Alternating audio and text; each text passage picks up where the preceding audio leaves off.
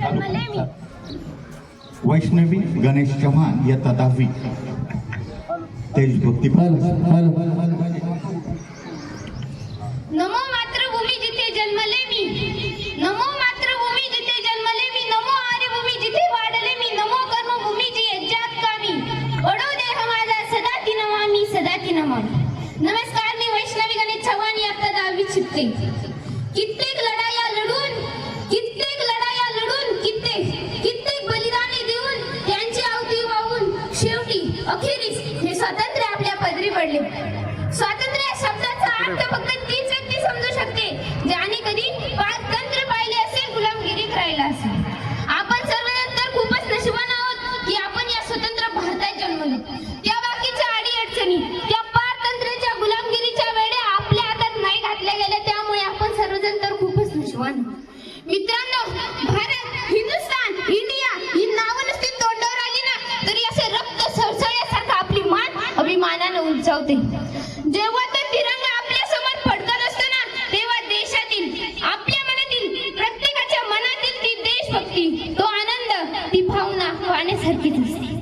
किसी ने खूप कहा है, किसी ने खूप कहा है कि हम अपनी जान के दुश्मन को भी अपनी जान कहते हैं.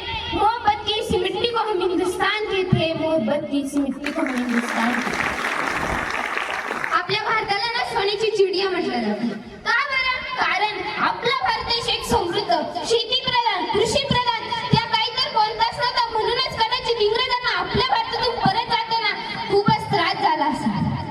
1857चा संग्राम, स्वातंत्र्य संग्राम, स्वातंत्र्य यज्ञ शेवटी 15 ऑगस्ट 1947 रोजी शांत झाला आणि 26 जानेवारी 1950 ला आपला भारत देश प्रजासत्ताक झाला. जरी आपला भारत देश प्रजासत्ताक झाला, तो कुणापासून प्रजासत्ताक झाला? या भारतभूमीवर राज्य करणाऱ्या इंग्रजांपासून. जातीभेदापासून नाही, धर्मभेदापासून नाही, ते कार्य तर अजूनही चालूच आहे. डॉक्टर बाबासाहेब आंबेडकर, लाल बहादूर शास्त्री, महात्मा फुले अशा अनेक नेत्यांनी, समाजसेवकांनी खूप प्रयत्न केले या सुराज्यात बदलण्यासाठी. पण खंत याची वाटते की आजही, अजूनही हे कार्य पूर्णत्वास झालेले नाही. ती हवी तशी प्रगती, तो हवा तसा स्वप्नातला भारत, हे स्वराज्य दिसत नाही. पूर्वी ना इनामापेक्षा इमान हा शब्द भारतीयांसाठी खूप महत्त्वाचा. पण आता भ्रष्टाचाराशी मैत्री करून इमानदारी विसरून गेलोय. पण ग्रहण लागतंय, या भारताच्या सूर्याला गुन्हेगारीचं ग्रहण लागतंय. एवढेच नाही, पूर्वी पैका रुपया माहित होता, पण आता ना काळा पैसा माहित आहे. किती बदल झाला ना.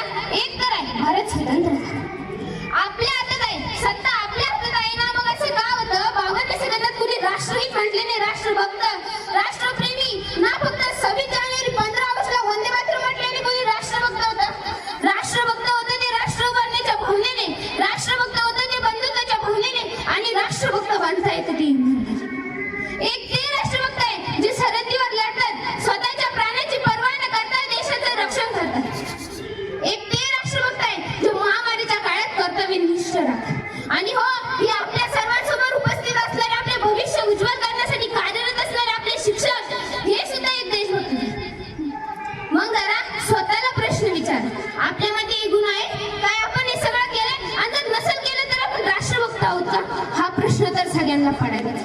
एक ते राष्ट्रभक्त आहे जे सरहद्दीवर लढतात, स्वतःच्या प्राणाची पर्वा न करता देशाचं रक्षण करतात. एक ते राष्ट्रभक्त आहे जे महामारीच्या काळात कर्तव्यनिष्ठ राहतात.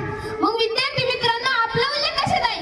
आपण कुठे कमी पडतोय? एकदा आपल्या व्यक्तित्वावर नजर टाकायला काय हरकत आहे? नाही, देशाचा देशभक्त म्हणून आपण स्टेटसला असतोच ना. मग जरा मनातही देशभक्ती फुलवा, मनातही देशभक्ती जागवा. कारण ज्या दिवशी या देशाची, या देशाचा एक युवा पिढी सज्ज सुसज्ज होईल, तेव्हाच खऱ्या अर्थाने भारत प्रजासत्ताक होईल, तेव्हाच खऱ्या अर्थाने भारत प्रजासत्ताक. मी जाता जाता एवढेच म्हणेन की, नदी ना हो तो नाले किस काम की, नदी ना हो तो नाले किस काम की, आंखों ना हो तो आंसू किस काम की, आंखों ना हो तो आंसू किस काम की, दिल ना हो तो धड़कन किस काम की. ये जिंदगी वतन के काम ना आए तो ये जिंदगी भी किस काम की, ये जिंदगी किस काम. जय हिंद, जय भारत. धन्यवाद.